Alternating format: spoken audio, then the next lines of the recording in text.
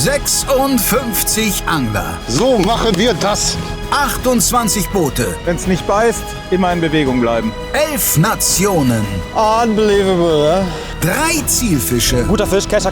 Komm. Und Ja, Mann. ein Pokal. Ja. Der YPC Boat 2026 wird euch präsentiert von Hearty Rice, Feel the Difference. Shimano, Closer to Nature, Closer to People. Und dem B1 Boot Center. Wir bauen dein Boot.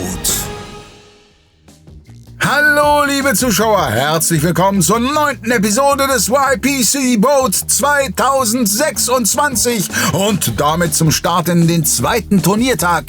Die Vorrundenentscheidungen zeigen wir euch wie gewohnt im Donnerstag-Sonntag-Rhythmus, beginnend mit Gruppe A, wo sich die Lage aktuell wie folgt darstellt. Freddy Habort und Christoph Bara werden ihrer Favoritenrolle bislang zwar folgerecht, um die Konkurrenz aber wirklich klar zu distanzieren, fehlen Team Nace noch die Kickerfische. Rang 2 belegt momentan das Ruhrpott-Duo von Monkey Lures, das genau wie der Spitzenreiter den Vorteil genießt, alle Zielfischarten bereits doppelt auf dem Board bzw. in der Reserve zu haben. B1 wiederum benötigt zwingend 2 Zander, geht dafür aber mit dem klar besten Hechtscore in den River Day womöglich ein bedeutsames Plus, denn insbesondere große Hechte findet man im Fluss nicht allzu leicht. Das wissen vermutlich auch die Jungs von Ilex, die nach einigen Schwierigkeiten auf dem Großgewässer heute nun genau diese Aufgabe vor der Brust haben. Livingston und S. Lithium hatten ebenfalls zu kämpfen, konnten aber gerade so die Chance auf die Fullcard wahren. Für Chronocash dagegen sind maximal 7 Wertungsfische möglich. Für das Weiterkommen wäre also nach dem bisherigen Verlauf und vor allem bei der Konkurrenz schon ein Wunder aus der Wasser-zu-Wein-Kategorie vonnöten. Aber sehen wir erstmal, wozu Petrus heute aufgelegt ist. Viel Spaß! Waren sie sogar bei uns auf dem Boot. Ja. Also wenn das nicht ein gutes Zeichen ist, Freunde. Vor einem Jahr haben wir hier auch geslippt und da ist die Katze sogar schon aufs Boot gesprungen. Wir haben große Fische gefangen. Komm mit. Aber es hat nicht ganz alt. Also passt in die Livewell. Wir haben auch Käse dabei, ein bisschen Salami.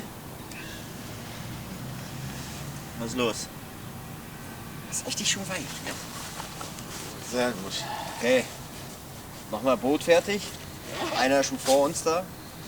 Wir müssen Gas geben. Alles so dann nix.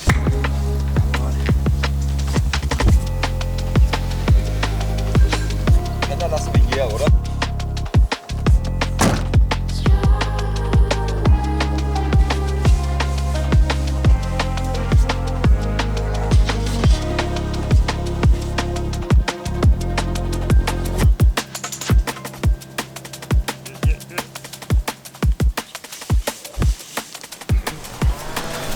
Guten Morgen, Team Nace ist am Start. Christoph hat die Nacht auf dem Boot geschlafen, weil er im Haus nicht so gut schlafen kann. Er schläft lieber auf dem Wasser.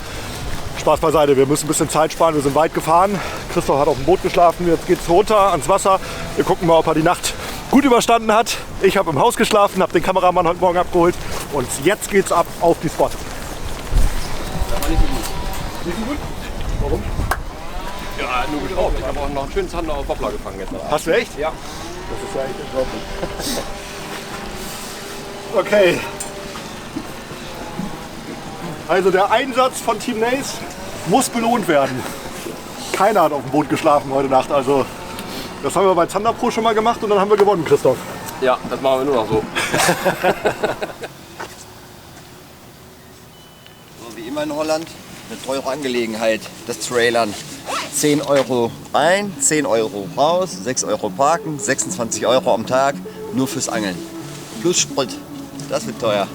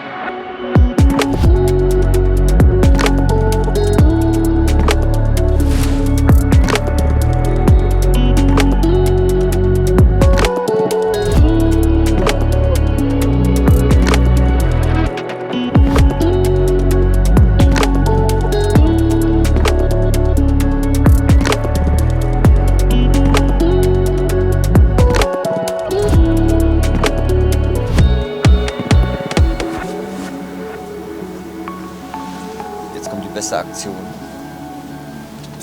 Ey, nicht hinfallen. Ich will oben über die Seite. Geh da oben runter. Arsch runterrutschen.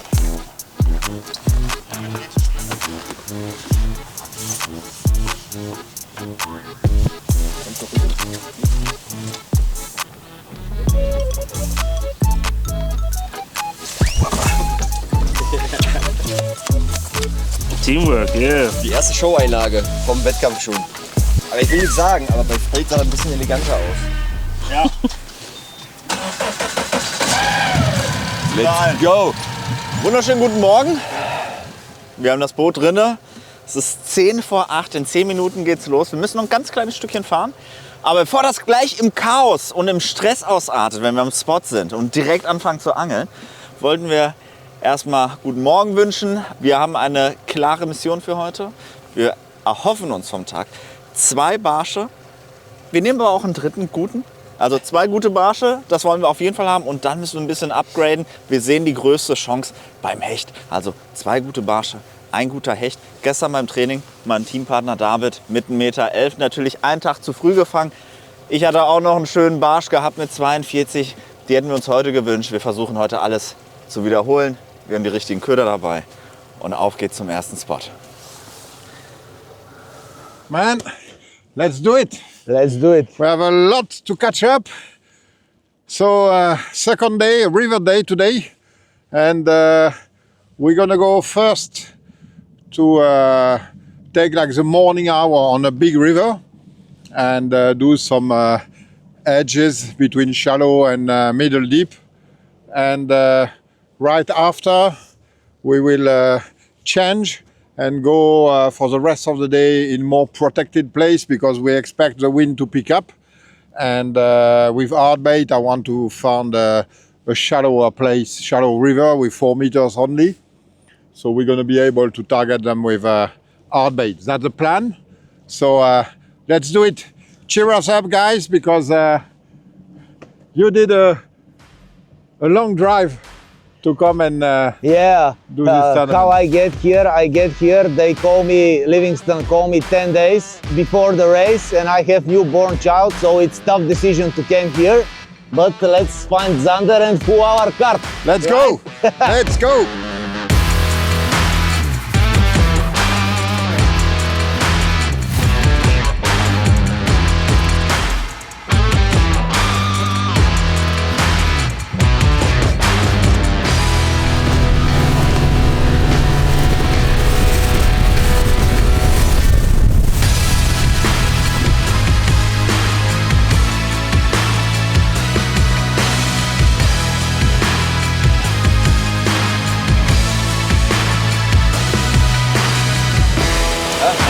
Scannen? Ja.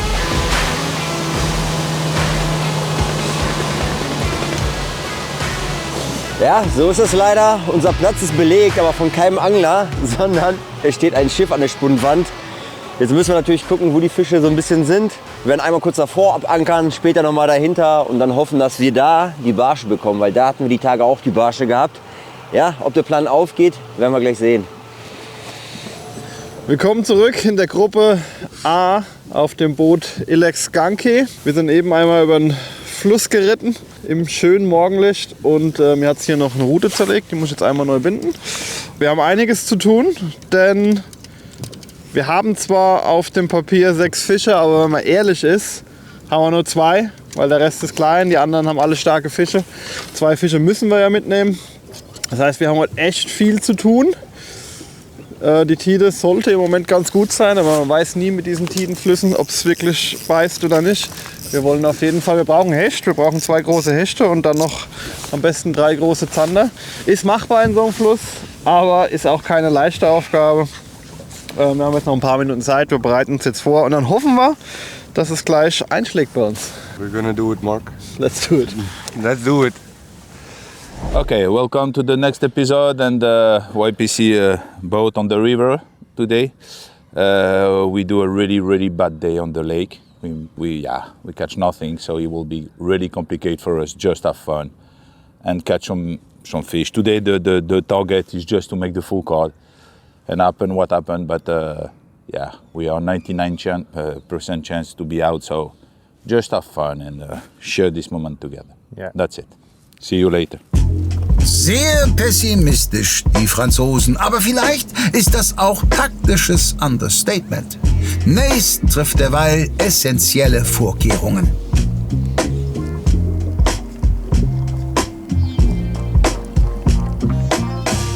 7:55 Uhr und leider keine 55. Was hast du? Leider kein Barsch, 55, ne? Aber gleich geht's los. Das war übrigens gestern ein Biss vom Zander, den ich hier hatte auf dem Spot. Also nicht auf dem hier, aber auf dem Fluss. Da hat der Zander den Köder so ins Maul bekommen. Da könnt ihr mal sehen, was die für eine Beißkraft haben, diese Fische. Ne? Und so einen Biss möchte ich heute nochmal haben. Nur ich will den Haken nicht so wieder kriegen, sondern den Fisch. Die Aufregung steigt. Aber ich muss sagen, ganz gutes Gefühl, Christoph, heute. Ja, der Plan ist ganz gut. Ja. Oder wir haben mehrere Optionen. Wenn irgendwas nicht klappt, haben wir trotzdem noch einen Ausweichplan für das, was wir brauchen. 2 dicke Barsche wären wünschenswert. Ja. Und dann haben wir noch ein bisschen Zeit, uns mit den Zandern zu beschäftigen. Vielleicht eine Power Hour einbauen, vielleicht auch nicht. Wir gucken mal. Die Power Hour hier im Fluss ist immer so ein bisschen, braucht man sie eigentlich nicht, um ehrlich zu sein. Aber wir werden mit allen Karten spielen, die wir auf der Hand haben, um das Ding nach Hause zu fahren. An dem zweiten Tag jetzt. Ich bin gespannt. Wir da eine Chance haben gegen die anderen. Kaffee schmeckt gut, Christoph. Das ist schon mal gut. Ja, ist lecker. Sah auch für mich fantastisch aus. Bevor die Köder fliegen, checken wir ganz kurz die Positionen. SA startet auf der Ammer, Monkey Lures auf einem südlichen Abzweig derselben, dem Wilhelmina-Kanal, und B1 hat das Boot am kleinen Yachthafen Oude Maasje zu Wasser gelassen. Alle anderen Teams sind die Meerwede hochgefahren. Livingston und Chrono Cash befinden sich auf dem neuen Flussabschnitt. Nace beginnt auf der oberen Meerwede an einem uns wohlbekannten Spot. Und Ilex macht den ersten Wurf knapp 10 Kilometer westlich davon an der südlichen Uferseite der unteren Meerwede. So, 8 o'clock, let's go. I'm not ready, but you can make I will do the first cast. Make the first cast. No problem. First cast for the river, and we hope to make much better than the first time. Allez, go. Let's go, first cast. 8:02 Uhr, 2 Minuten zu spät, aber Junge, let's go, komm. Komm, Klaus. Erster Wurf. Lass uns so angeln, wie wir immer angeln. Also entspannt. Aber heute mit Big Fish Flachmann. Ja, das ist mein persönliches Ziel. Christoph, wirf du zuerst.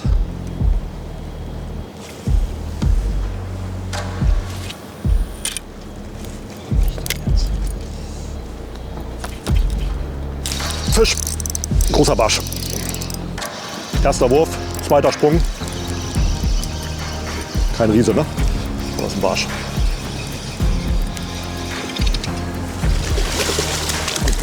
Boom! Erster Sprung. Pam! Auf die Nace-Tube. Yes! Und ich habe noch zum Kameramann heute Morgen im Auto gesagt, er sagte, naja, rausfahren, einfach auf den Spot kommen, auswerfen, Fisch fangen, so ist Angeln halt nicht. Und ich sag so, scheiße, genau das war unser Plan. Da ist er. Yes! Keiner von den ganz Großen, aber es ist ein Upgrade für Nace. Nicht ganz, na doch, ein kleines Upgrade, ne? 40 cm. Schaut euch mal, was er mit der Nace-Tube gemacht hat. Die muss ich da jetzt erstmal rauskriegen. Und da ist sie. Der Barschzerstörer. Ein richtig geiler Köder zum Barschangeln. Schön aggressiv führen, aber das erkläre ich gleich, wenn der Fisch wieder im Wasser ist. Yes! Gott, ging das schnell. Ich war noch gar nicht vorbereitet. Ich habe gerade meinen Kaffee ausgetrunken. Das war geil. Ja. Das war richtig gut. So kann es losgehen. Und ich brenne auch heute. Ich habe so Bock zu angeln einfach. Was war das denn bitte für ein Kaffee? Im Vergleich wirkt Alex noch nicht ganz so wach. Die anderen wahrscheinlich schon den ersten Fisch gefangen. Team Chrono Cash montiert erstmal Köder. Nicht, dass man das auch gestern hätte machen können, ne? So, Freunde der Sonne, wie ihr seht, es ist Tag 2 angebrochen. Wir haben den ersten Tag gut verkraftet, denke ich mal, mit nur einem Fisch in der Wertung. Das Wetter ist sehr viel besser. Wir hatten jetzt schon eine gute Bootsfahrt bis hierhin. Sehr viel besser, deswegen denken wir auch, dass es sehr viel besser laufen wird. Wir sind an der Meerweide, neue, alte, keine Ahnung wie das genau hier heißt, aber wir werden definitiv jetzt anfangen mit den Buhnen. Flachwasser, ich habe gehört, das soll gut laufen. Jigspinner und Chatterbait.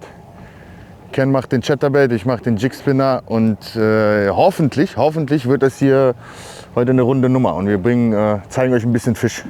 Big 7 fish. Big fish? 7. 7. Okay, 7 yeah, we fish. need a 7 big fish. Yeah. 7 fish. Yeah, let's go. Ja, herzlich willkommen zu Folge 3 unserer Gruppe vom Team B1. Wir sind hier direkt an der Slippe und hatten ein bisschen Stau, sind also um 8:01 Uhr auf dem Wasser gewesen, machen jetzt hier direkt an der Slippe unsere ersten Würfe. Ja, bei uns geht es natürlich voll auf Zander, wie ihr euch schon gedacht habt.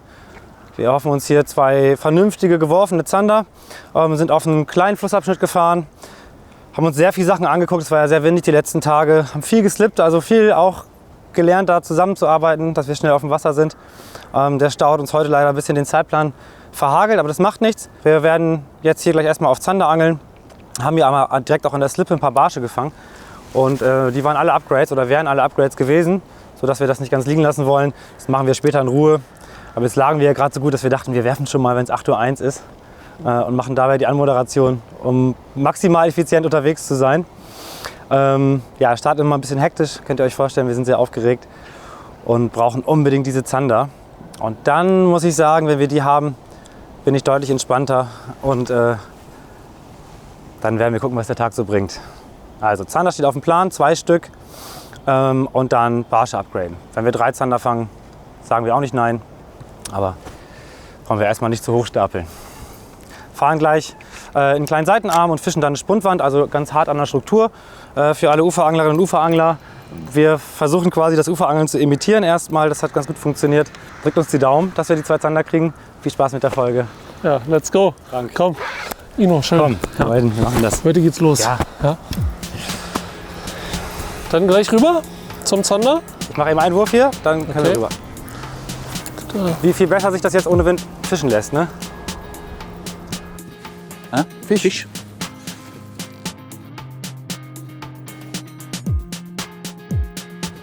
Non, vas-y viens. Lève. Ok. 36. It's okay? Oh, bite, big bite, yeah. Right there. Oh, sorry, bite. Yeah. Oh, big bite. Traurig, ne? Yeah. Okay, jetzt haben wir wenigstens schon mal einen Biss. Das ist schon sehr viel schneller und sehr viel mehr als gestern im Training an das Buoy. Big bite. Den ganzen Tag. Was Pike, no? Yeah, pike, I think, but. Der Ken kennt sich jetzt aus mit Hechten, hat schon 3 Stück gefangen. Auch bei Profis bleibt nicht alles hängen.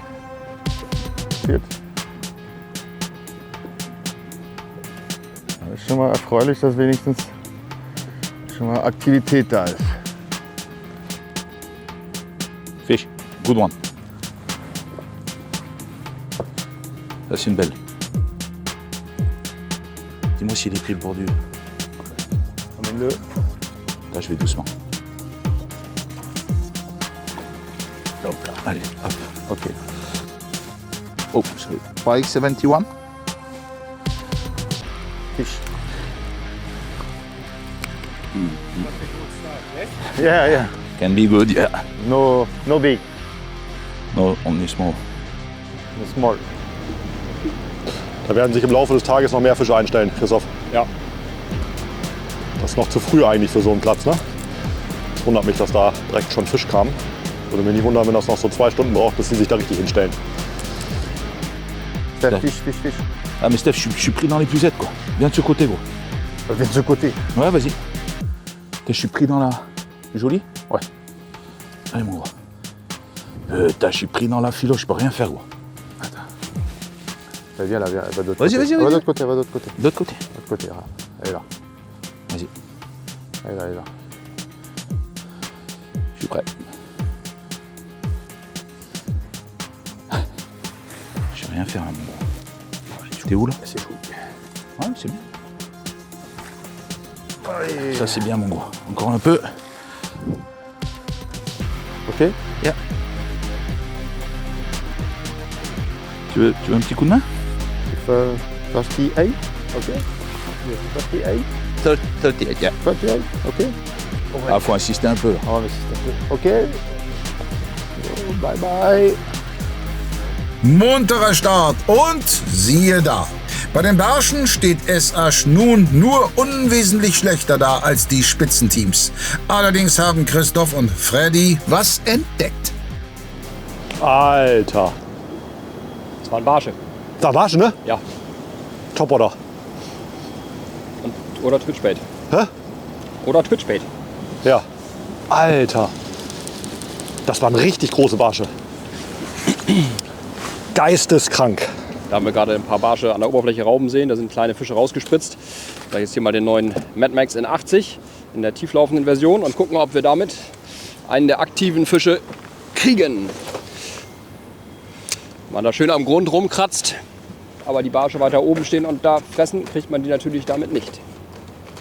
Das ist der neue Mad Max 2.0. Hat nicht die Rippen, die ihr kennt. Bisschen verändertes Laufverhalten. Super krasser Twitchbait. Läuft so geil, das Ding. Liebe ich. Nimm mal einen, der nicht so tief geht. Hä? Nimm mal einen, der nicht so tief geht. Okay. Meiner geht zu tief hin. Ja. Das ist der Medium Runner. Ich nehme an, guck mal, wenn wir in Richtung Shallow gehen. Fish. Fish? Yeah. Very, very small. Very small? Very small.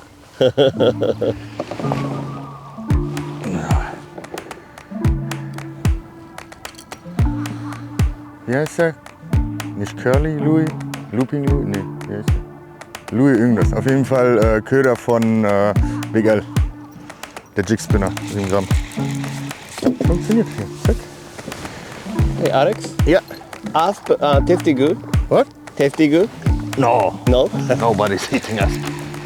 At least not in Germany, I don't know. Schon mal Rapfen gegessen? Je pense que c'est une belle. Oh putain, t'as vu le broc derrière? Vas-y, laisse-la comme ça. Putain, le broc. Oh, il y a des brocs à crever ici. Ouais. Attends. Attends. In 5 minutes, we're gonna stop this. And we're gonna start with the pike. It's crazy, it's full of fish here, but it's good.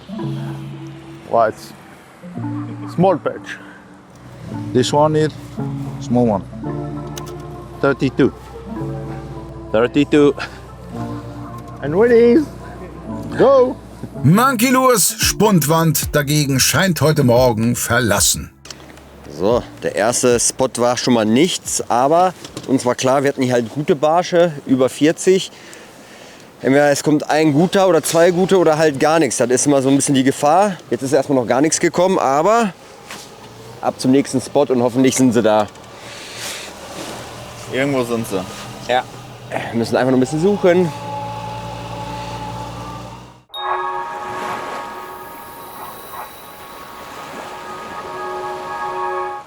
Gute Neuigkeiten für die Barschangler unter euch. Den Drunk Dancer, den beliebtesten Gummiköder von LMAB, gibt's jetzt auch in Mini. Der kleine Doppelschwanz-Twister kommt in 5, 6 und 7,5 cm Länge in 8 Dekoren, speziell fürs Barschangeln und lässt sich super am Jigkopf, am Netrig, am Skirted Jig, als Trailer und natürlich an sämtlichen Finesse-Rigs fischen. Eine Packung, egal welche Größe, gibt's ab sofort für nur 4,99 € bei dir im Angelladen. Und auch für diejenigen, die gerne mit kleineren Ködern auf Hecht fischen, haben wir gute News, denn den Drunk Dancer in den herkömmlichen Hechtdekoren, den haben wir nun auch in 12 cm.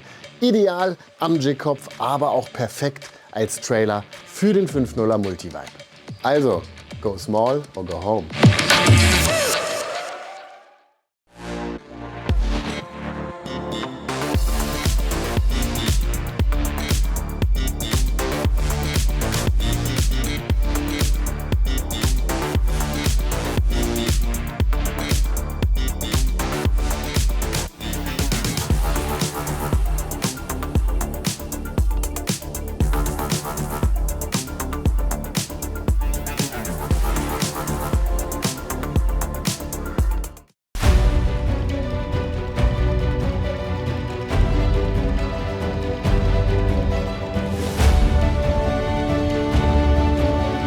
Jetzt ist die beste Zeit für dein Boot. Sichere dir jetzt dein Traumboot zu attraktiven Sonderkonditionen und spare bis zu 5.000 € auf ausgewählte Komplettangebote. B1 Boat Center. Willkommen an Bord.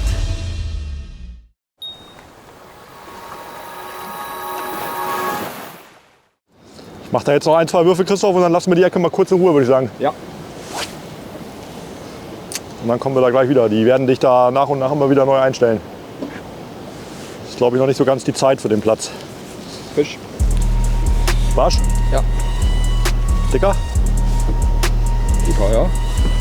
Erster Wurf mit dem Crank. Ist nicht so groß, glaube ich, dass der jetzt ein Upgrade ist. Auf jeden Fall ein Barsch. Erstmal ein Flussfisch, ne? Glaube ich, kein Upgrade. Aber naja, noch sind es die Flussfische ja erstmal, die wir brauchen, ne? ja, sehr stark, Christoph. Fisch? Nein, abgerissen! Nein, an der Schnur gerissen. Ich kann es nicht glauben. An dem fucking... Alter, abgerissen. Das glaube ich nicht. Das ist mir... Das darf nicht sein, ey. Großer Barsch, ey. So, der Crank hat sich so ein bisschen hier im Netz vertüdelt, deswegen mache ich den mal eben so ab hier. Aber da ist der Köder. Erster Wurf damit. Und ein noch relativ kleiner Barsch, aber da kommen gleich hoffentlich noch ein paar größere. Wir messen den einmal kurz, weil wir aus dem Fluss 2 Fische einreichen müssen. 35,5, 36. Und dann darf der schnell wieder schwimmen. Und weiter geht's. Wir können komplett ausrasten, ey. Das kann nicht wahr sein. Irgendwo eine Schnurmacke drin gewesen.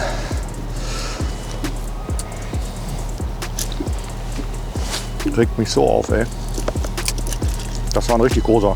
Während Freddy sich über das Materialversagen ärgert, ermöglicht Christophs Fang, dass ein Zander aus der Reserve reinrückt.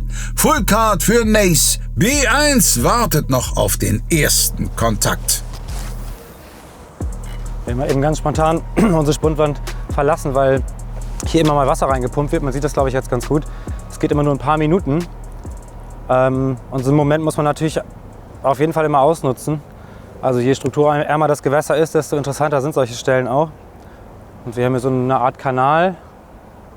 Und deswegen sind so diese Mikrostrukturen für uns natürlich total interessant. Wir fischen jetzt ein bisschen mit der Strömung und die Seiten aus. Das erzeugt so kleine Drehströmungen an der Seite. Wenn ihr sowas vom Ufer angeln solltet, dann auf jeden Fall auch erstmal links und rechts einmal werfen, parallel zu diesem schaumigen Wasser. Da habt ihr eine schöne Drehströmung, eine schöne Absinkphase. Ein bisschen wie das auch am Buhnenkopf oder sowas wäre. Nur eben auf 2 Seiten. Und sowas können wir natürlich nicht liegen lassen, deswegen haben wir uns mal kurz versetzt, sind nur 100 Meter gewesen.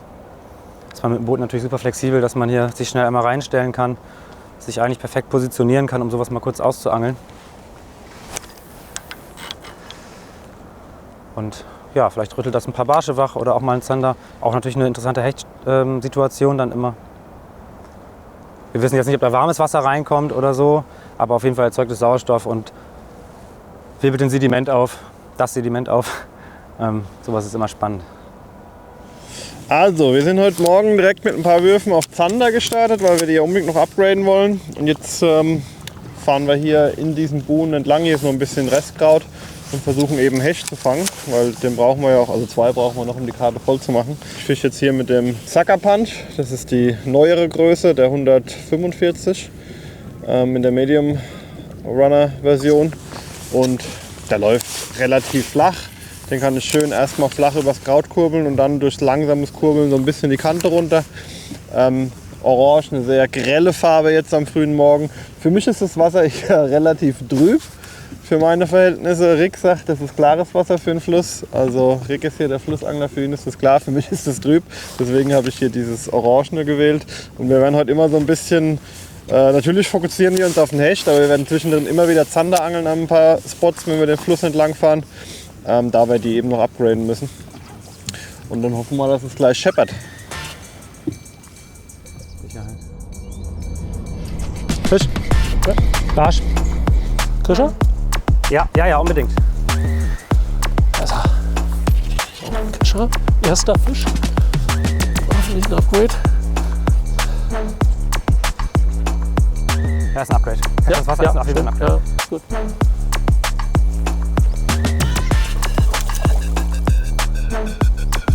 Ich spring ihn. Ja, geil. Ino. So, Stelle gespottet. Dadurch, dass Frank jetzt einen Biss hatte auf einen King Louis 7,5 cm, habe ich jetzt gewechselt auf einen Prototyp. Den habe ich von Louis mal in die Hand gedrückt bekommen. Von einem ganz kleinen King Louis. Der hat tatsächlich auch noch gar kein richtiges Dekor. Das ist so ein Prototypen-Dekor. Und habe den jetzt ganz langsam über den Grund geschliffen. Hier einen kleinen Jigkopf, 7 Gramm Tungsten. Und ich glaube, dass das ein Upgrade ist. Guckt mal, der sieht nämlich auch so ein bisschen fluomäßig aus. Ganz leichtes Gelb-Grün. Alles ein bisschen verknotet, das muss ich gleich in Ruhe machen. Und ich glaube, dass das ein kleines Upgrade ist. Ino, ich mache schon nass, gleich, ja, ne? Ja, Mach ist weiter. nass, kannst drauflegen. Mach trotzdem mal einen Wurf. Oh ja, ist ein Upgrade. 33er Barsch. Und genauso wie wir erwartet haben, dass die hier so 2-3 Pumpstöße brauchen morgens, dann sind die aktiv und wissen, dass es hier zu fressen gibt. Schnell zurück mit dem. Das probiere ich nochmal. Also wir müssen sehr langsam fischen, Frank. Der hat ihn an den Grund genommen, also einen liegenden Köder. Ja, ich habe den gar nicht gejiggt oder so, sondern ganz langsam animiert, halbe Kurbelumdrehung liegen lassen und der hat ihn einfach im Liegen aufgesammelt.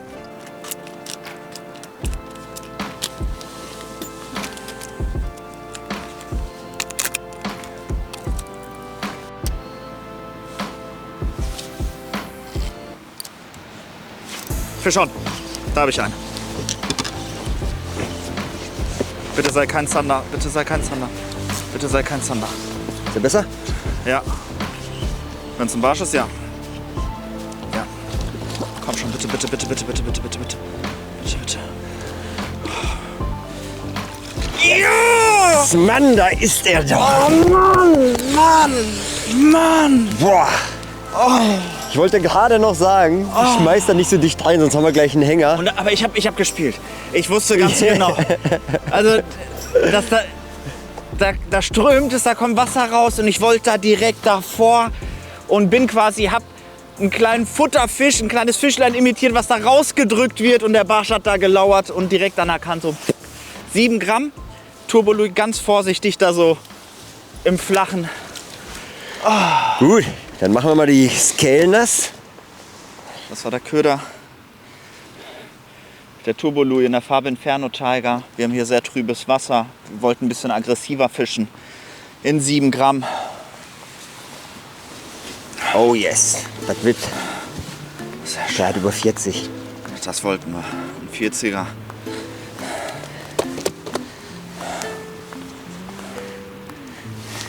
Halb. Halb? Ja. Sehr schön. Geil, Mann. Der erste 40er. Das ist gut. 50% vom Plan sind. Ja. Da haben wir ihn schon. Ich release den jetzt auf der anderen Seite in der Hoffnung, dass er auch in die andere Seite schwimmt und nicht seine Kameraden warnt. Verpetz dich nicht, Junge. So. Der zweite Spot liefert. Damit schnuppert Monkey Lures nun ebenfalls an der Fullcard und Louis ist offensichtlich aufgedreht. Mann. Ah, das ist so geil. Das Schöne ist, beim Turbo Louis, dadurch, dass wir wirklich die Blattgröße auf jedes Gewicht angepasst haben, unterschiedliche Sprengringgrößen, läuft da unter langsamsten Zug. Da reicht wirklich die minimalste Bewegung in der Kurbel oder von der Strömung und das Blatt rotiert richtig schön. Es funktioniert quasi wie ein Fallschirm, bremst da den Köder in der Absinkphase ab und arbeitet einfach schön und ja, das hat funktioniert. Mega. Ich kombiniere den DLT Skirted Jig jetzt mit einem Raven. Ich muss sagen, ich kombiniere da verschiedene Köder gerne drauf. Entweder natürlich klassisch Krebse, Gummikrebse. Aber ihr könnt sogar eine Tube daran machen, habe ich auch schon mitgefischt und gut gefangen. Oder halt den Raven, also ihr seid relativ frei in der Gestaltung. Und hinter dem Skirt durch den Raven habe ich jetzt einen kleinen Twisterschwanz.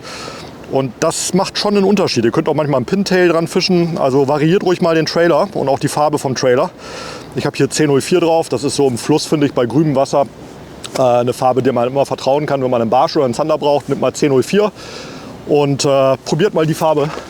Die geht immer. Habe ich gerade auch den Fisch drauf gefangen oder abgerissen. Ich habe einen Fisch verloren leider.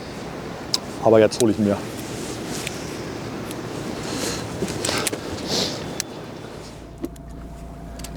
Willst du mal von hier anfangen jetzt?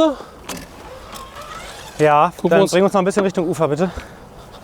Dass wir diese Tasche einmal ausfischen können, die hier rechts vor uns ist. Und die Wand parallel.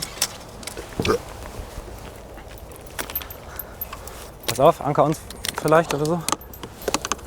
Jetzt haben wir hier den besten Uferangler bei und er hält sich immer Nähe am Land auch auf. Jetzt legen wir an und angeln praktisch die Buhne oder unsere Spundwand entlang und machen jetzt ein Anlegemanöver mit dem Garmin-Motor. Da sieht man mal, wie feinfühlig man den steuern kann. Fahren wir aber ruhig da, wo die höher wird. Hin. Ja. Ruhig noch ein Stück weiter rum. Ja, genau. Wir versuchen das natürlich so effizient wie möglich, diese Strukturen hier auszufischen. Und am besten geht das, wenn man parallel zur Struktur steht. Und dafür legen wir so leicht an der Wand an, dann können wir parallel jiggen. Okay. Lass uns ruhig da vorne machen, dann können wir auch zum Boot werfen. Dann haben wir beide Seiten, weißt du? Ja, haben Fender rausgelegt. Frank hat hier so ganz coole Klappfender, die sehr, sehr schlank auch sind. Und dann können wir diesen interessanten Schattenbereich hier ganz entspannt ausfischen. So, das reicht schon, wir haben nicht viel Wind, also einfach nur, dass wir hier einmal nicht wieder loskommen.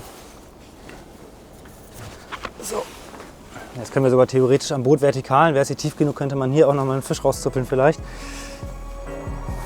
Und jetzt probieren wir das. Angelst du Dropshot noch? Ja. Eigentümliche Bootsangler sind das. Aber so kann Frank immerhin mal die Feinmotorik des B1-Gefährts demonstrieren. Wir schauen, was die Stunde bei Chrono schlägt. Aber Again. One more time again. I think pike. Yeah, that's... Yeah, cross to grass. Yeah. Ist ja nicht so, dass wir die Fische um alles brauchen. So gut. Finky bite. You see, but it's a better spot than yesterday. Yeah. Next time you get a bite, you need to hook. Set the hook. Ich rieche auf große Fresse, aber die Bisse kriegt er, nicht ich. Yeah, ça c'est plus joli. Ça c'est plus joli. That's a good one. Ça c'est une belle ça. Ça c'est une vraie belle ça. Ok. Cool. Vas-y, mets dedans. Ah, c'est petit encore. Putain, c'est petit. Little bit bigger. That's the kiddie with the J-Rider jig head from Gunky, you know. Really beautiful combo. And you see, it works really well. We're gonna measure it. The same size, 36, so we don't upgrade. We're gonna release it. Let's go. Ouais. Ouais. It's joli? It's good. Ouais, yeah. Hein? Yeah. Plus joli ou pas? Ouais. Et oui, mon gros. Allez, ça. Voilà, t'as mis soft. Pas énorme. C'est pas énorme. It's a real panic on board. Make a good start, we catch some fish, but yeah, really crazy. On est un peu plus long, quoi. Okay. Okay. 39? It's okay. Bye. Yeah. Es bleibt ein guter Auftakt für die Stephans. Angesichts der Lücken auf dem Board sollten sie sich aber vielleicht nicht zu sehr an Ort und Stelle verbeißen. Bei Nays Spot wiederum wissen wir aus vergangenen Staffeln, dass hier nicht nur große Barsche lauern. In der Ecke ist das sehr flach, da kam gerade ein Fisch mit dem Rücken aus dem Wasser. Ich glaube, das ist ein Hecht, weil ich habe es nur so aus dem Augenwinkel gesehen. Aber ich werde mal versuchen, da jetzt hier den Thron, den neuen Swimbait, einmal reinzuschmeißen. Das Gewicht abgemacht, dann kann man den ganz, ganz flach unter der Oberfläche führen, über dem Kraut. Das probieren wir jetzt mal aus und gucken, ob wir einen fangen können. Hier steht so viel Fisch, wenn man ja den Swimbait einkurbelt, spritzen die hier vorne alle auseinander. You see that current running from the bank to the outside, like that little current there. Yeah. We can place the boat like over there, exactly in that current. We can fish it pretty good.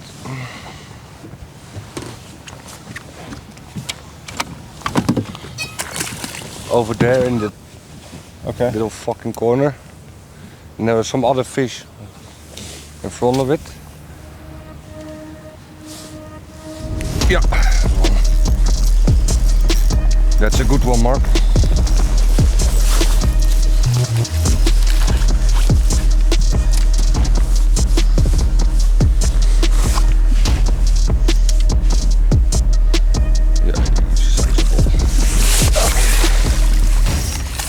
Number one. So that's number one. Of course, my favorite bait, the Peps. Always working on the Zanders. It is 56. So, yeah. Are we good? I saw grass patch. Yeah. Yeah, and very important grass patch with pike. Ja. Yeah. Könnt ihr noch was lernen?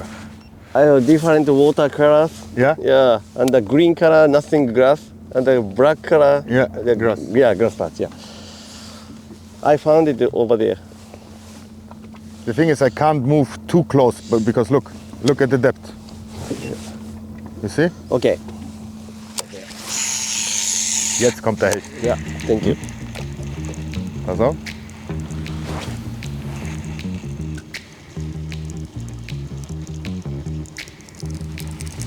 Got one. Yeah. Got one. Here, pike. Pike.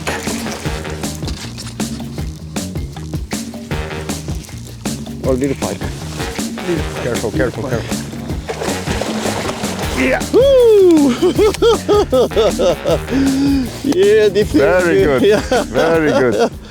Yeah. Der dritte ist hängen geblieben, sehr gut. Oh, my chatter came off.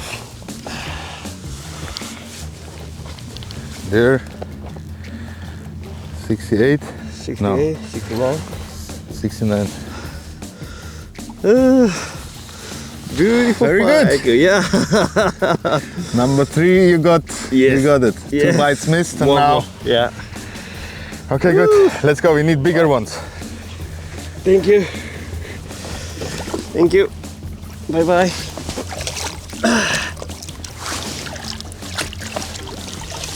Thank you. Thank you, Alex. Yeah. More bigger. More? More bigger. Also einen guten Riecher hat der Mann und auch das Hechthandling sieht schon deutlich routinierter aus als noch an Tag 1. Der Köder dagegen ist der gleiche geblieben. Yeah, same one 2 days ago. Yeah. I'm using 10 feet under chatterbait with 10 feet under shuttail, Finsby.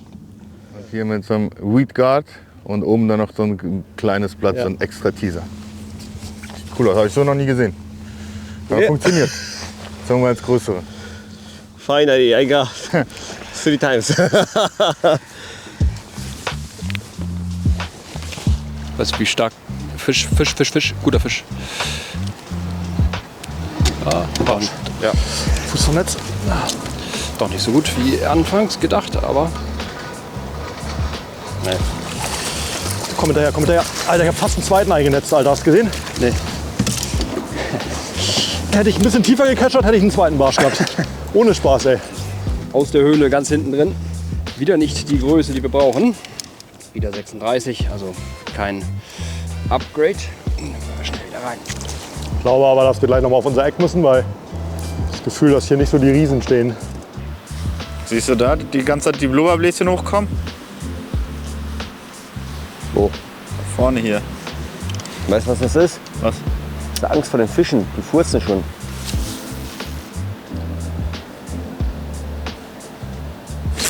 Alter Biss. Das gibt's nicht. Of course they're here, of course. Always. It's an asp. Fuck that. No way. Kom maar hier. That's quite a big asp. On the Peps. It's a nice fish, but not what we need. Oh, Barsch? Ganz ruhig, ganz ruhig. Das wird ein Barsch sein, ja. Ja, nicht groß. Ja. Vielleicht ein Upgrade. Ja. Wir haben gerade Fischrauben sehen und wechseln jetzt einmal von der Spundwand rüber ans andere Ufer. Ich habe eigentlich gedacht, dass ich einen Hecht gehört hätte. Aber Frank war schneller und vielleicht war es ein Barsch. Ich probiere es trotzdem mal ganz kurz mit dem Wheelbite. Ja, wir messen ihn mal, ob es ein Upgrade ist. Das ist jetzt kein Riese. Das ist noch nicht so der Fisch, den wir brauchen. Unter 30. Trotzdem schöner Fisch. Fische sind aktiv. Frank. Petri. Petri. Wenn mal gut was so, zu fangen. Weiter geht's.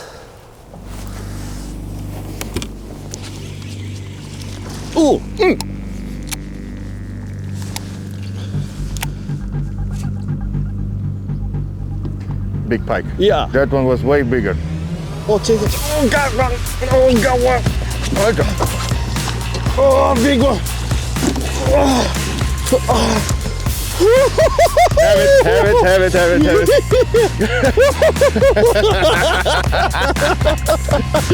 Yeah. Now we talking. Oh my God. Das habt ihr verpasst. Ja, der hat einmal nachgeschnappt, dann hat er hinterhergeworfen und dann kam er nochmal. Yeah, chasing my fish.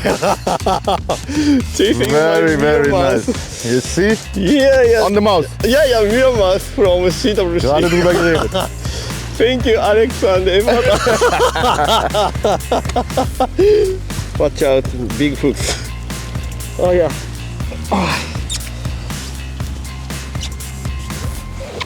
Okay. Okay. 83. 3.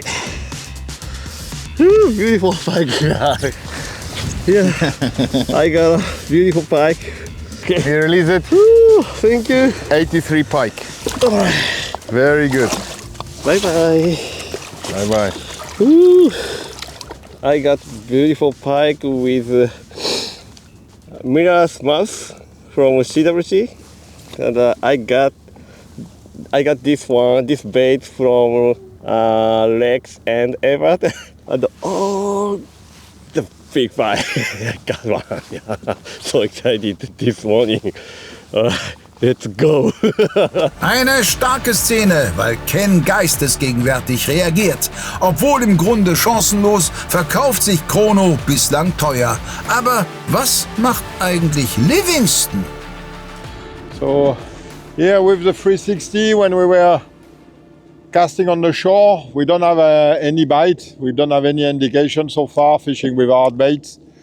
I saw a drop with some rocky, some structure right there. So we take the opportunity to stop, and I'm gonna fish with a Tokyo rig. He's fishing with a kind of a kickback rig. And we're gonna try to see if we get hopefully a bite a little bit deeper.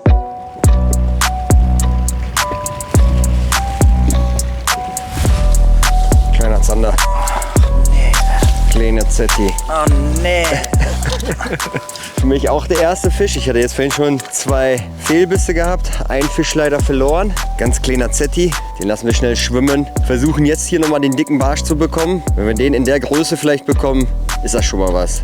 Aber der Kleine geht erstmal wieder schwimmen. Der Köder war wie immer der Turbo Louis. Und den schicke ich jetzt wieder ins Rennen und hoffentlich beißt dann der dicke Barsch zu.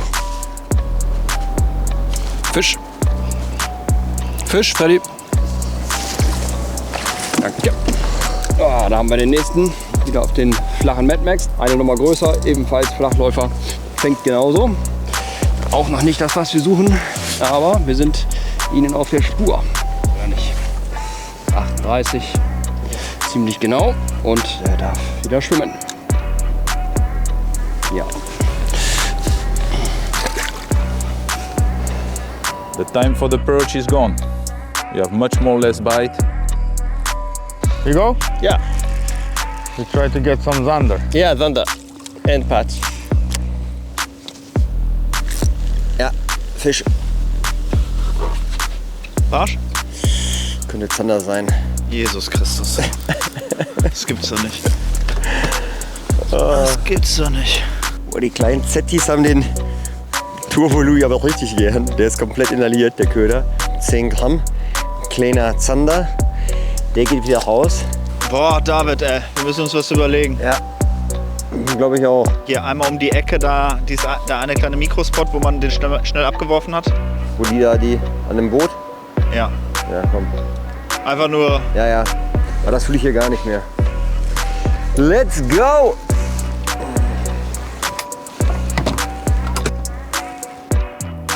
Fisch. Na, wieder ab. Zander? Ja.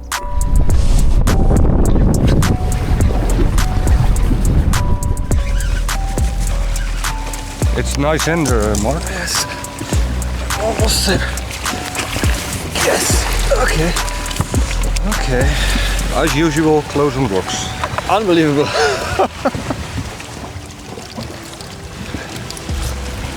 Do I need to fold it? No, not 70. No, I don't think so. Oh, it's even 67. 67, right on. That one is not coming from the river with that yellow belly. I'm pretty sure. Okay. Bye bye, Zender. Ein sehr solider Zetti, sogar der bislang zweitstärkste insgesamt. Ilex bringt sich in Position, um hier mit 2 guten Hechten anzugreifen, obgleich die aktuell schon sehr groß sein müssten. Rix Köder passt aber schon mal.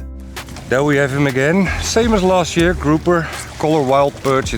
For me, it's really a favorite bait. Not just a pike bait, it's also great for Zender. We also have the small one. That one is a lot more shallow running, so for this spot I don't use it, but it's the same bait, of course, with the same 2 eyelets to put some weights. I did it here with 2 weights to get a little bit more down. And it's just a really simple bait to fish. You just slowly roll it in and they will get it. So, want to catch some fish, try a grouper. That's always those nicer fish on this spot, Mark. They're always, or over there in that little corner. They're really on the rocks, or they're on this stretch. Okay. But usually if there's a Zender, the pike is gone. But we can try this little area for pike, because sometimes they go...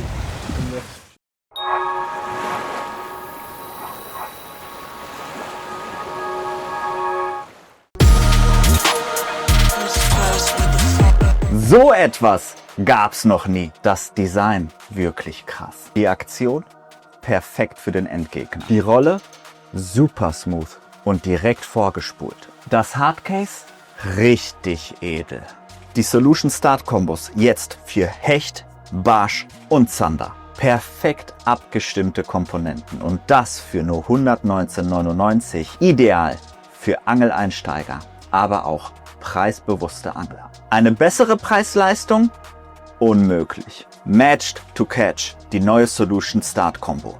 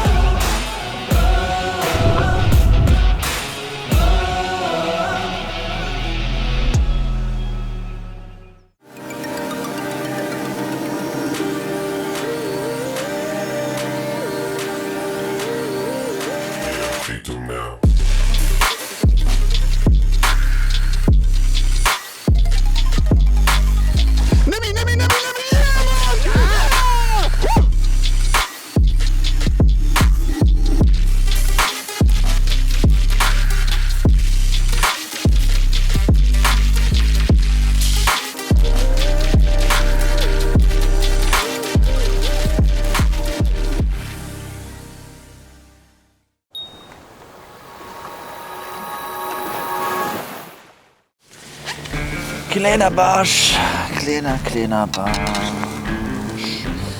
der hilft mir auch nicht heute. Barsche sind hier. Ja, kleiner. Oh ja. Der ist noch durchsichtig.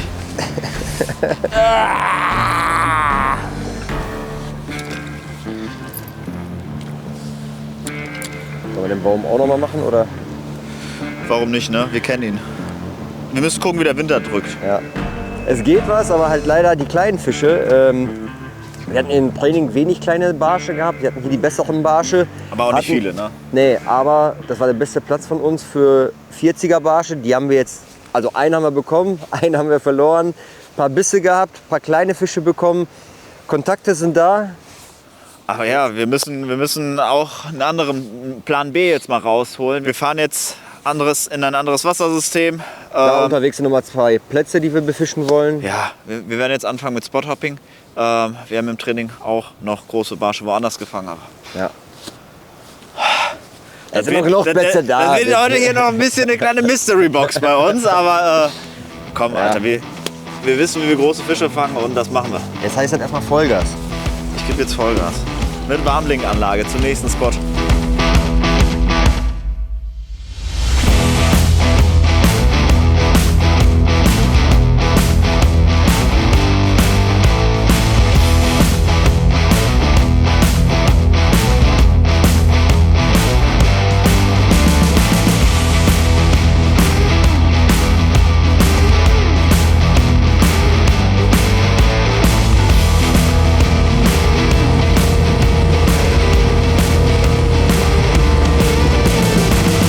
Wir haben Spot gewechselt.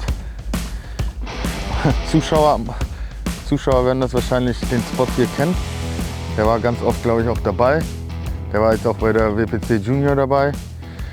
Im Endeffekt ist es einfach nur ein tiefes Loch. Was ist tief? 5 Meter oder so. Und da geht so eine Rinne durch. Und abhängig davon, wie sich hier das alles ändert von der Strömung, geht es mal ins Schutzgebiet rein, mal raus. Und da sollen wohl laut einigen Angaben, Aussagen immer, ohne Ausnahme Zander stehen. So, das müssen wir jetzt kontrollieren, weil Hechte haben wir jetzt, aber wir brauchen ja noch sehr viel mehr Fische. Von daher konzentrieren wir uns jetzt erstmal auf den Zander. Oh, bite. Bite? yeah. On what? Tail spin jig. Okay. Yeah, jig spin.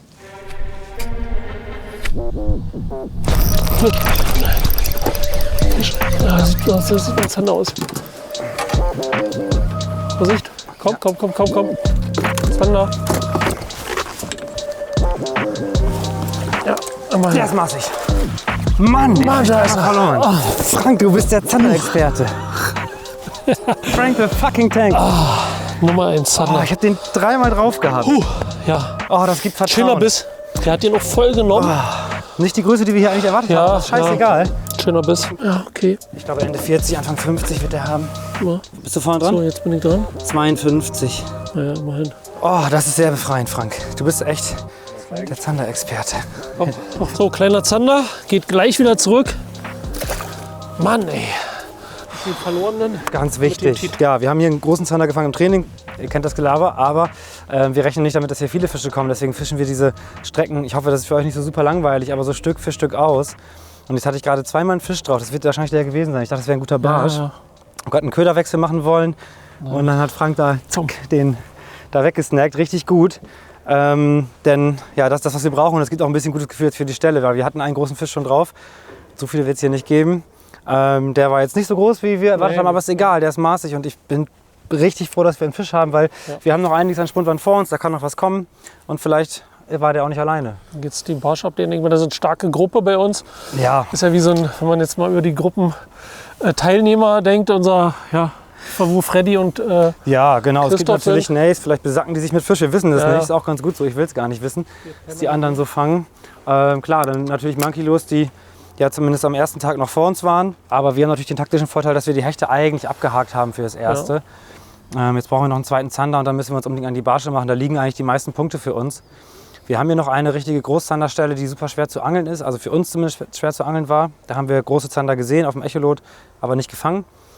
Und das ist für uns dann so ein Gamble, wenn wir hier 2 Fische haben. Ne? Ja, wir fischen weiter. Ich werde meinen Stinger jetzt mal abmachen. Ich hatte so Schiss, dass wir einen Fisch verlieren, aber der stört mich eher beim Fischen. Der kommt jetzt weg. Und dann geht's weiter. Erstmal Kescher-Chaos hier beseitigen. Das war gerade ein bisschen Panik. Fisch.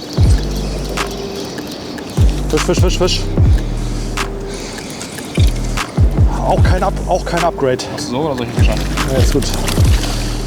Ich habe gerade mal auf den Dragon gewechselt, am Dropshot-Rig.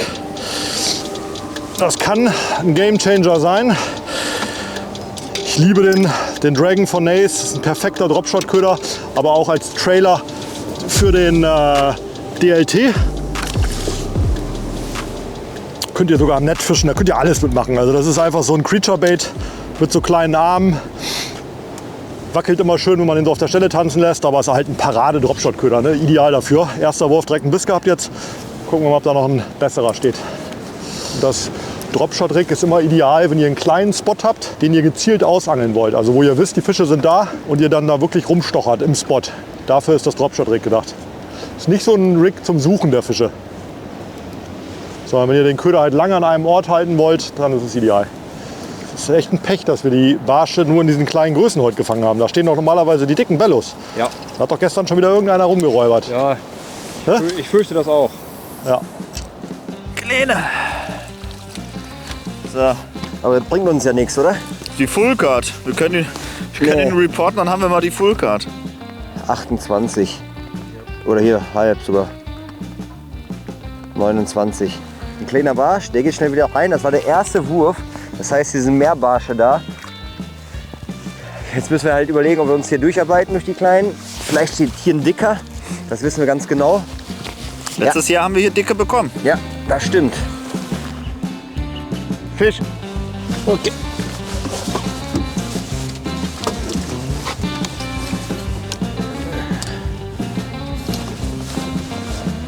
Dann da? I don't know. Perch. What? Perch. Oh, nice.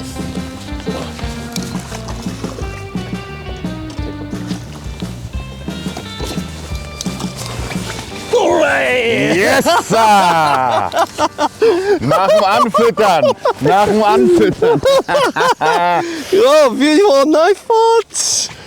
Wow. Very, very nice perch. Yeah. 40 cm over 40. Köder ist raus. Close to 50? No, 45? I don't think. But it's over 40. Wow. Is it 40? Yeah, 40. Yeah. Wow. Good job, Alex. Wow, wie groß. Nice. Wow. 3 Köder versenkt und dann kam er. 40er Barsch. Ich hoffe, es geht noch mal größer. Also. Eigentlich war der Plan, hier einen Zander zu fangen, aber mit einem Barsch sind wir auch zufrieden. Also weitermachen. Okay, so we go now for Zander. There is a little bit of stream, so yeah, gonna try to catch some nice fish. But we need free Zander, so let's go for that. And at least we catch really some fish here, so we fill up the perch now. Yeah. We're going to target the pikes now. Yeah, and hopefully they bite. We need them. We know they're here. At least I know they're here. But... So Rick is using a little bit smaller bait, also because the pike lately we're feeding on quite small baits, but also try to catch a bigger zander or a big perch. And I will fish with a Crusher pitcher spinnerbait, a quite big spinnerbait from Ilex, especially targeting pike. It's windy, so normally spinnerbait should work in these conditions. Let's see. Alter, nein! Ein fetter Barsch, Alter. Ja? Nein! Nein. Großer Barsch, auf jeden Fall 45. Ganz schnell eingeholt. Unter der Oberfläche. Ganz schnell.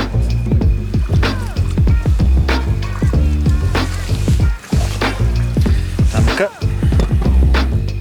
Ich fische sehr, sehr leicht jetzt. Mit 7 Gramm. Da wird ein bisschen schneller und schwerer. Einfach um beides anzubieten. Vielleicht reagieren die einen auf das eine. Was hattest du gerade? 29, ne? Ja. Ja, der hilft uns leider nicht.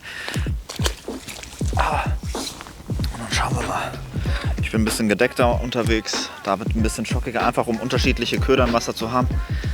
So können Sie sich aussuchen, was Sie haben wollen. Das ist ein großes Buffet hier bei uns an Bord. Wir haben eine Menge leckerer Sachen dabei für die Barsche. Let's hope it's a pike. It's a zander. Again? Yeah. Okay.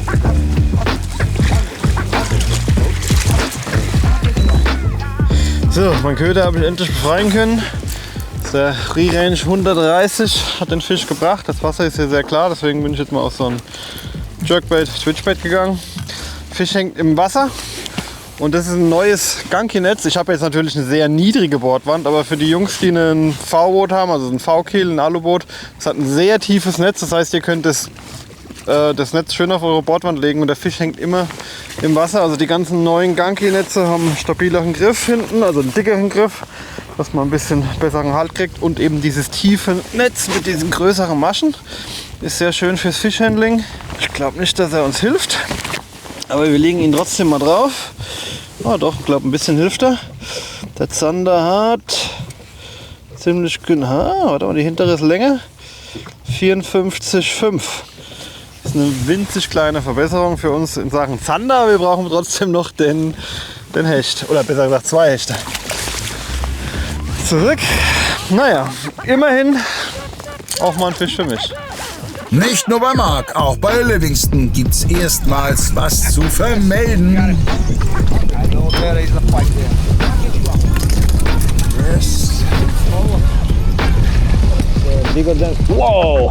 Oh, he's bigger than the last one.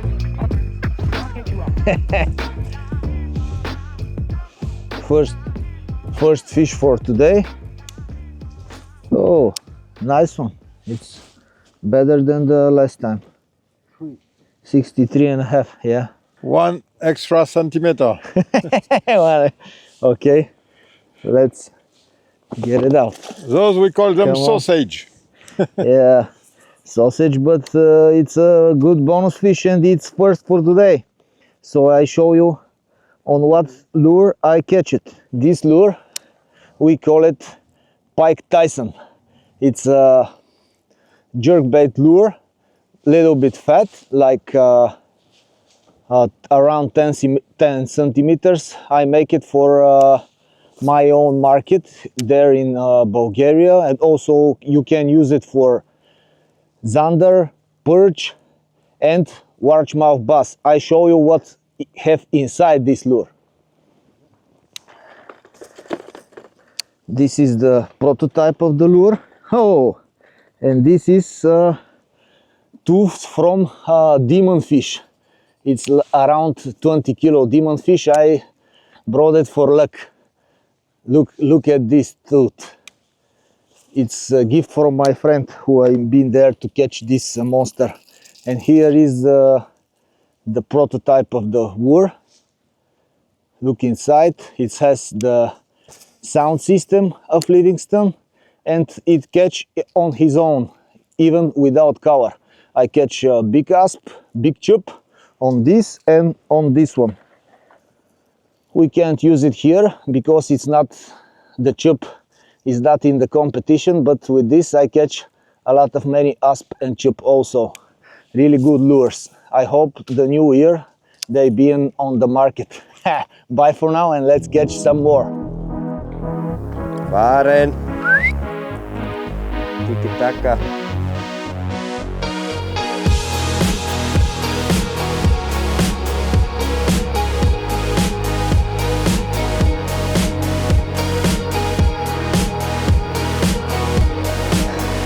Der hält. Ey, als wenn ein Knoten nicht halten würde. So, mach mal den Anker rein. Wir bremsen das erstmal ein bisschen ab.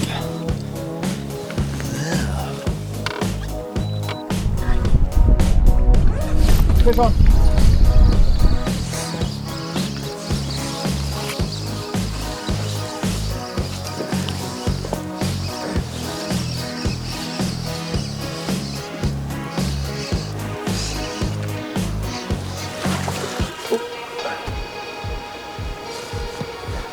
Jo, das ist mal eine Verbesserung. Erster Wurf am Spot. Das ist die Stelle von Luis. Ich hasse die Stelle. Er kann sie befischen, ich werde einfach mal ein bisschen nebenbei angeln. Das ist für dich die Hängerstelle, für mich die Fischstelle. Ich habe nur geknotet die letzten Tage. Wieder zu der Farbe brauche ich nicht viel sagen. Vanilla Cognac hat übertrieben gut gefangen die letzten Tage. Was haben wir da? Was ist das? 53,5. 54er Zander. Geil. 54er Zander. Ist gut. Besser haben als brauchen. So, hasta la vista. Was sind das? 55 mal wie viel? 1,3? 54. 54 mal 1,3. Das ist ein Fisch. Wie viele Punkte bringt er uns? 54 mal 1,3. 70. Ist gut. Er ist aber besser als der kleine Barsch. Das stimmt. Und wir haben den ganzen Nachmittag noch auf Hecht. Vielleicht fange ich ja jetzt noch einen größeren hier. Deswegen. Mach du da mal auf Zander. Ich guck mal hier die Uferpartie ein bisschen ab. Und dann. Das sind halt so gute Plätze. Das sind kleine Strukturen im Wasser, die man schnell abgeangelt hat. Muss nicht ewig weit driften. Und jetzt Fisch ohne Ende. Deswegen, los, ab zum nächsten.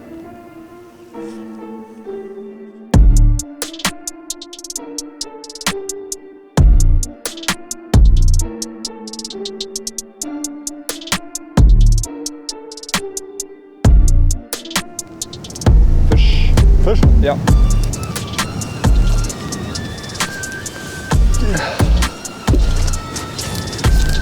Sieht gar nicht so schlecht aus. Scheiße, Zander, guter.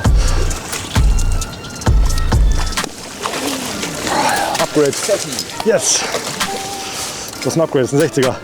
Oh, geil, Christoph, Alter, richtig geil. So, da haben wir fast wie auf Ansage, als das Schiff vorbeikam und das Wasser rausrauschte. Köder schon raus, hängt hier im Netz, den befreien wir gleich. Wir kümmern uns erstmal um den Zander. Das war stark, Christoph. Wir haben so ein bisschen trübes Wasser raus. Ich habe dir noch erzählt, dass wir beim letzten Mal genau so und da die Fische gefangen haben. Und das hat dann auch diesmal geklappt. Nicht mit dem Barsch, so wie wir ihn gerne gehabt hätten in der Länge, aber ein schöner Zander. Vorne ist er dran. Hinten ist er knapp über die 60 drüber. Also machen wir 60 cm draus. Der darf auch dann schnell wieder rein. Weg ist er. Und weiter Fisch. geht's. Ja. Fisch. Wieder ein kleinerer Barsch. Auf Dropshot. Dragon. Viel zu klein, aber macht trotzdem Spaß. Es passiert auf jeden Fall den ganzen Tag was bei uns. Wir haben jetzt wie viele Barsche, Christoph? 1, 2, 3, 4, 5, 6, 7 Stück haben wir schon. Die Größe lässt zu wünschen übrig, aber es macht auf jeden Fall Spaß zu angeln. Nace liegt inzwischen bei gut 84 Punkten pro Fisch, aber Freddy hat nicht Unrecht. Die Kapitalen haben sich über den gesamten Vormittag bedeckt gehalten. Das allerdings soll sich vor der Pause noch ändern. Ja, big fish. Must be the pike. Yeah, really big fish, my friend. Really big. Yeah. Try to get it, try to get it, try to get it. Yes, my friend! I told Make you. sure that it don't jump out. I told you. So it was still here.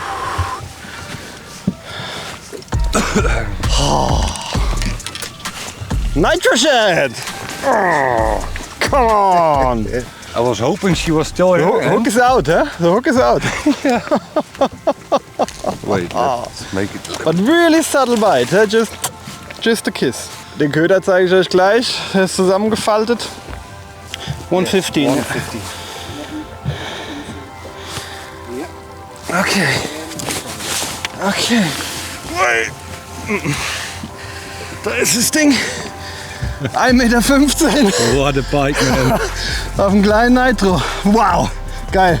Trust on the plan and we will get him. Ja. I told you. Okay, also. Diese Dame darf zurück. Oh, und das Boot. She was already gone. Geil. Mark, well done. Wow. Das hier ist der Erfolgsköder, der Ilex Nitroshed, in dem Fall die Größe 150. Das ist übrigens auch genau der Köder in der Größe, mit dem damals Thomas Enger und ich die Weltmeisterschaft im Raubfischangeln gewinnen konnten, 2014. Also an den Köder hängen viele gute Erinnerungen, jetzt auch im YPC Boat. Ich habe gerade eben noch gedacht, man merkt den richtig vibrieren in der Rute. Also es ist kein ganz normaler Gummifisch. Der hat viel Vibration, eine sehr starke, schnelle Vibration. Den gerade noch schön gemerkt und dann kam der Hechtbiss. Der Hechtbiss war gar nicht so hart. Ich habe gerade vorher noch die Haken geschärft, 2 Würfe vorher, und hat den Fisch gebracht. Den Nitroshad gibt es natürlich noch in anderen Größen. Wer ein bisschen YPC Bank verfolgt hat und mein Sieg beim YPC Bank, der kann sich vielleicht noch an den kleinen hier erinnern, den Nitroshad 65, das ist die kleinste Größe. Dann gibt es die Nummer größer, den 90er. Danach kommt der 120, also die 2 kleineren, den 65er und den 90er nehme ich gern zum Barschangeln. Dann hier sowas zum Hechtangeln, wenn Sie kleinere Köder wollen, 150. Und dann gibt es noch einen großen 180er. Und man kann den Nitroshad, also natürlich bietet es sich an, mit diesem Nitroshad zu angeln. Dann ist die Aktion am besten, die Silhouette am besten. Man kann aber auch, wenn man den Kopf gerade nicht hat, einen ganz normalen Rundkopf oder Footballkopf reinpacken. Habe ich auch schon gemacht. Aber das Ding hat wirklich eine richtig geile Vibration und fängt zuverlässig alle Raubfische. Auch zum Seabass-Angeln übrigens sehr interessant. Wer gerne mal ans Salzwasser hier geht, vielleicht bei Rotterdam, sollte man auf jeden Fall in der Kiste haben. Nitroshad bringt es eigentlich immer. Genau, ab in die Kiste damit. Und das ist auch ein gutes Schlusswort für diese Folge. Mit dem Halbzeitpfiff landet Team Ilex ein Kamel von Hecht und heizt die Spannung vor den entscheidenden 4 Angelstunden mächtig an. 4 Teams haben aktuell realistische Chancen auf die Qualifikation. Nace führt einigermaßen komfortabel, aber nicht uneinholbar. Und Monkey Lures droht hier längst mit dem nächsten Fisch von Ilex oder B1 einkassiert zu werden. S-Asch könnte nach dem guten Start heute im allerbesten Fall auch noch einmal oben anklopfen, müsste dafür aber nun sehr bald 2 gute Zander fangen. Für Livingston und Chrono Cash geht's ehrlicherweise nur noch darum, Material fürs Highlight-Tape zu sammeln, was ohne Druck oft sogar besser funktioniert.